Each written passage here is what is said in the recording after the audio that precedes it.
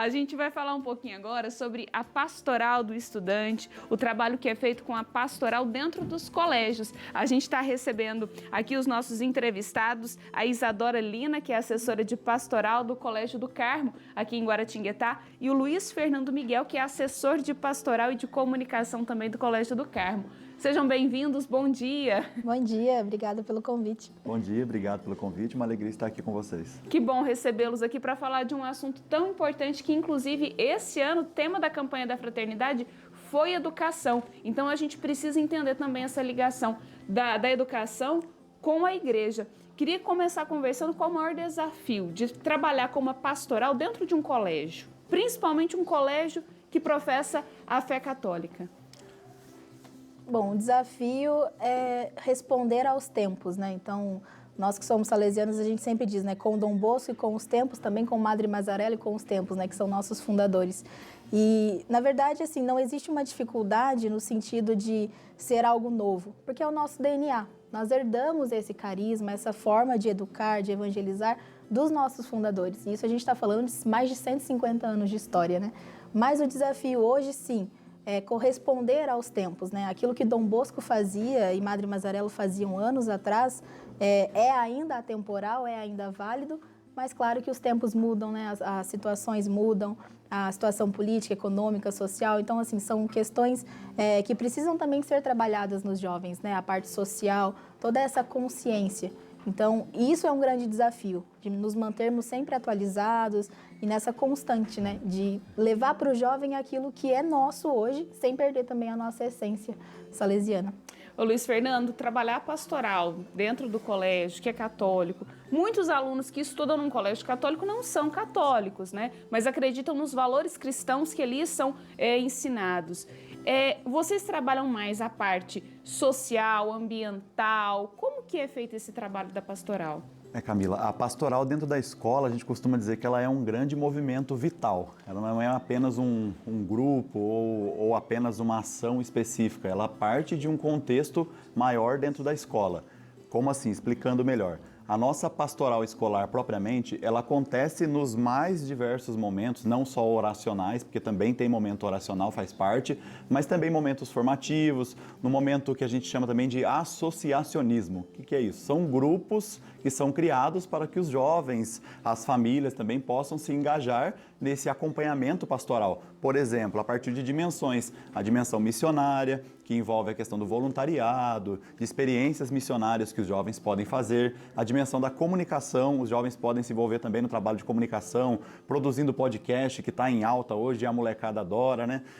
A questão de coberturas fotográficas, que os alunos adoram também se envolver, os grupos de jovens comunicadores, também a parte da missão propriamente dita, que, como eu já disse, envolve a questão do voluntariado, a parte musical, que é muito forte dentro das nossas escolas, junto com a pastoral, porque por meio da música, por meio da missão, por meio da comunicação, você consegue desenvolver outras habilidades que não só cristãs, né? Por isso que a gente sempre reforça o ideal salesiano, né? De formar bons cristãos e honestos cidadãos. E a pastoral escolar, ela contribui para essa formação, que é uma formação integral, realmente. Que interessante. O que vocês percebem dos pais das crianças que participam da pastoral, que são acompanhadas, que se engajam nas atividades propostas pela pastoral?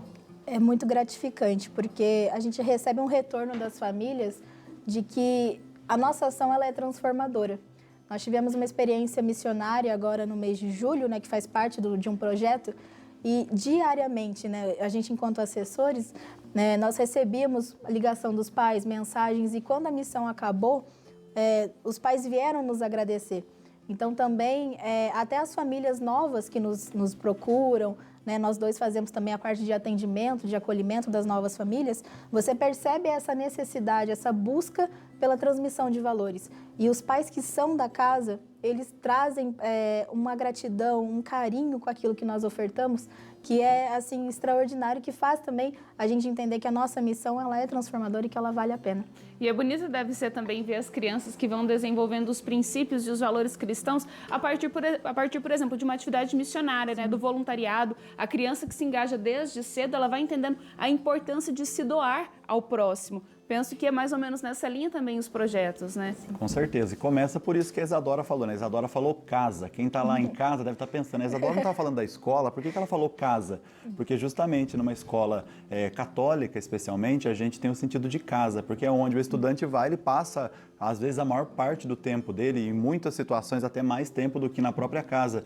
E ali a gente forma realmente essa questão da casa para pensar, o que a gente faz em casa? A gente acolhe bem, a gente trata os outros com fraternidade, porque a gente convive com os irmãos, com os familiares. Então, esse sentido de casa é justamente para fortalecer isso. E quando a família vem até nós fazer uma partilha, por exemplo, semana passada mesmo eu escutei essa mesma partilha que a Isadora está falando. Uma mãe de uma jovem que fez experiência missionária falava, olha, a experiência missionária transformou a minha filha. Então, até julho ela era uma pessoa quando ela fez a missão e depois da missão ela se tornou outra pessoa. Por quê? Na missão, ela teve o contato com realidades que às vezes não faziam parte do cotidiano dela, de situação às vezes de fome mesmo. E que ela não teria se não fosse a possibilidade de fazer a missão, né? A gente está falando aqui do Colégio do Carmo, que é um colégio salesiano que fica aqui em Guaratinguetá, mas esse projeto ele está em outros colégios também, em outras escolas. Queria que vocês me falassem também desses outros lugares do Brasil onde tem essa mesma pastoral. Sim, o carisma salesiano ele está, na verdade, no mundo todo, né? E da parte da congregação das Irmãs Salesianas são 97 países. Aqui no Brasil, de modo especial, nós temos inúmeras casas, da qual a nossa, inclusive, é a primeira, né? Então, nós somos o primeiro colégio das irmãs no Brasil, nossa casa-mãe.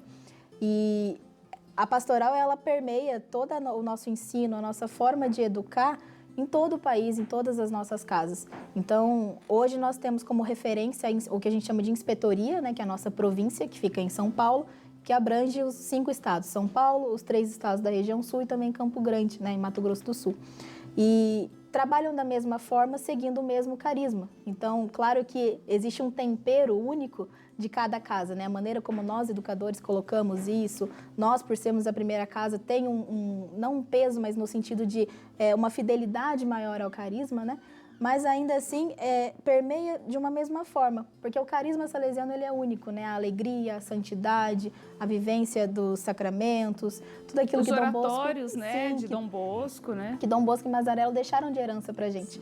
Então, se você for em outra casa salesiana, você vai encontrar os mesmos princípios, a mesma vivência e, sobretudo, o mesmo acolhimento, o mesmo sentido de casa, porque as nossas casas salesianas são isso, né? Ô Luiz Fernando, agora, o aluno, o estudante, que quer só fazer missão, que quer só trabalhar em projeto e não estuda direito, vocês também pegam no pé? Tem esse acompanhamento também? Porque às vezes o jovem, ele se deslumbra muito. E assim, é fascinante você fazer uma missão, você ir conhecer realidades que você não conhece, você se engajar em projetos. Mas aí, não, eu vou deixar a matemática de lado, a física. Tem também uma cobrança aí para que o aluno se dedique também ao ensino regular? Tem uma cobrança, até mesmo porque nós que trabalhamos com a pastoral, a gente diz que nós também somos educadores. E a partir deste princípio, nós acompanhamos também a vida escolar dos estudantes, sabendo, de vez em quando, aquela perguntinha básica, e aí, como é que tá? E as provas? Já foram? Passaram? Foram bem? Pegou a recuperação ou não pegou? Então tem toda essa preocupação, mas mais do que a preocupação, o acompanhamento mesmo. E só complementando uma fala da Isadora também, nós temos hoje no Brasil um organismo muito especial que se chama ANEC. O povo de casa deve estar se perguntando, o que é a ANEC? É a Associação Nacional da Educação Católica. Ela é quem cuida de toda a educação católica no Brasil. E a campanha da fraternidade, como você citou no começo, né? Um dos princípios da campanha da fraternidade é fazer com que realmente haja um compartilhamento dessa riqueza que existe na escola católica também com as escolas públicas. Por que não? Se nós temos essa grande riqueza, porque a gente sempre fala que educar é um princípio básico, é uma obrigação de toda escola, seja ela de qualquer natureza, pública, particular, confessional, não confessional, a boa educação é obrigação da escola. Agora, a educação para os valores é um grande diferencial da educação católica. O humanismo solidário, formar para a fraternidade, para o cuidado com o outro, então é um diferencial da escola católica e que nós podemos sim, e na medida do possível estamos conseguindo compartilhar isso com as escolas públicas, com outras pessoas de outras realidades, a partir dos nossos trabalhos, do associacionismo e de tantas outras possibilidades que a escola católica oferece também desse compartilhamento. Então esse é o diferencial, né? A questão dos valores, não é só a matemática, a física, a química, o ensino tradicional, mas a transmissão de valores e que vão fazer aí desse jovem um cidadão do bem, honesto, com princípios, com valores cristãos. Para a gente encerrar, quem que participa? São crianças de todas as idades? Tem uma faixa etária que vocês escolhem? Como que é feita essa seleção? Bom, a gente pensa em pastoral em dois sentidos. Primeiro, a pastoral que ela abrange toda a escola, né? Então, não somente os grupos de associacionismo, mas toda uma ação que permeia o nosso dia a dia. Então, nesse sentido, as famílias, os educadores, os próprios jovens. Agora, os grupos em si são de acordo com a faixa etária. Então, nós temos, por exemplo, uma educomunicação que ela abrange desde o 6º ano, dos anos finais, né, ensino fundamental, até o ensino médio. Você tem uma infância missionária que começa um pouco antes, ali pelo 4º, 5º ano dos anos iniciais e vai até um 8º ano.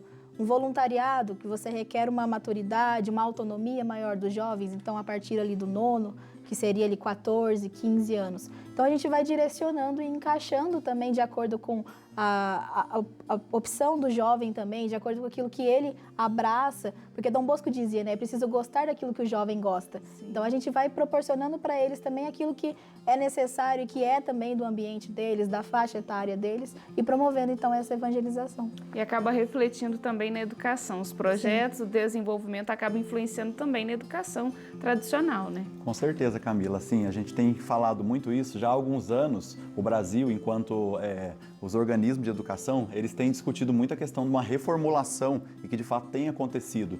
O novo ensino médio começa a vigorar já esse ano e no ano que vem começam a entrar as novas diretrizes para o novo ensino médio. E quando a gente olha para o formato do novo ensino médio, eu sempre digo isso com muita alegria, com um orgulho que não é pecado, né, Padre Ulisses? Um pouquinho desse orgulho. Mas um orgulho porque o novo ensino médio, praticamente, as diretrizes, elas são humanizadoras, ou seja, elas são a partir do princípio que a gente já trabalha na escola católica há muito tempo. Ou seja, olha-se para a realidade e reflete-se e vamos agir como agora? Vamos tratar em primeiro lugar a pessoa, colocar em primeiro lugar o ser humano. E todas as diretrizes praticamente do novo ensino médio nos falam para voltar ao olhar ao essencial. E o novo ensino médio trabalha sobre isso. Quando os jovens receberem essas propostas, quando começarem a partilhar, vão ver que fala muito de projeto de vida, sim, de escolhas pessoais. Por exemplo, no novo ensino médio, os jovens têm as disciplinas eletivas que eles podem escolher de acordo com as suas habilidades pessoais. E a escola católica já faz isso há muito tempo. Então é uma alegria para a gente poder, sim, partilhar isso também e poder fazer realmente chegar a mais pessoas esse ideal da educação católica. O Papa Francisco diz no Pacto Educativo Global, né? Para educar uma criança é necessário uma aldeia inteira. Então isso fica muito forte para nós também. E é sinal de que estamos no caminho certo, né? Com certeza. Que bom é poder bater um papo tão importante como esse, falando sobre educação. Esse ano o Brasil teve esse reforço da campanha da fraternidade para alertar sobre a nossa educação, da importância que precisamos dedicar aos nossos estudantes. Muito obrigada, viu, pela participação de vocês. Sejam sempre bem-vindos. Bom trabalho, né, no colégio. Obrigada, a gente que agradece a oportunidade de falar de algo tão importante, tão rico para nós.